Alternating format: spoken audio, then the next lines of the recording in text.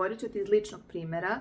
Kada sam 2007. godine završila za scenskog maskera i vlastuljara i počela da radim u Srpskom narodnom pozorištu na toj poziciji, ubrzo sam krenula da radim šminku i za svečane prilike. U tom trenutku ja sam bila početnik i niko nije znao za mene, a u Novom Sadu je bilo šminkera sa mnogo više iskustva. Da bih došla do prvih klijenata, išla sam po školama i fakultetima i lepila flajere sa odštampanih par fotografija mojih radova i brojem telefona.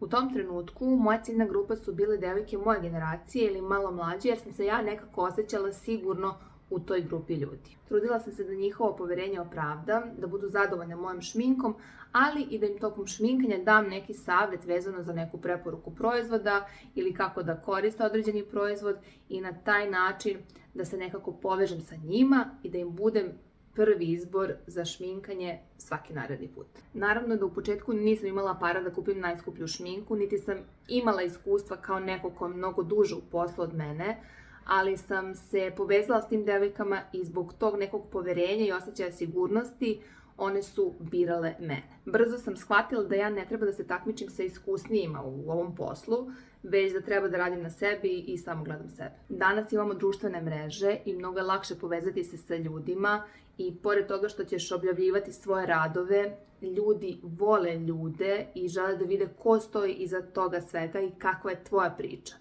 Oni se sa time povezuju.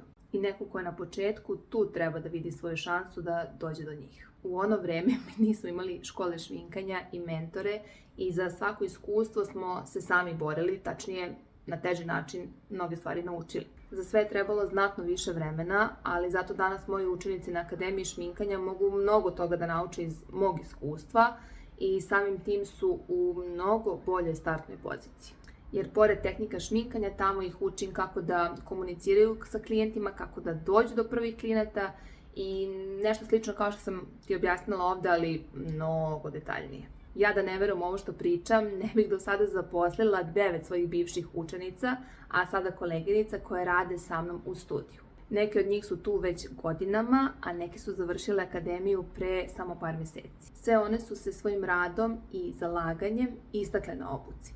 One najmlađe svakoga dana imaju modele na kojima dodatno vežbaju i bruse svoju tehniku šminkanja, jer u ovom poslu talenat je dobra polazna tačka, ali vežba i konstantan rad to nadmašuju. I uprkos tome što ja imam mnogo više iskustva, svaka od njih je vremenom stekla svoje verne klijente. Ono što će tebe izdvojiti iz mase drugih ljudi je upravo tvoj rad i pružanje više od očekivanog, jer kao u svakom poslu, uvek i svuda ima mesta za kvalitetne ljude. Na kraju dana sami smo odgovorni za svoj uspeh ili neuspeh.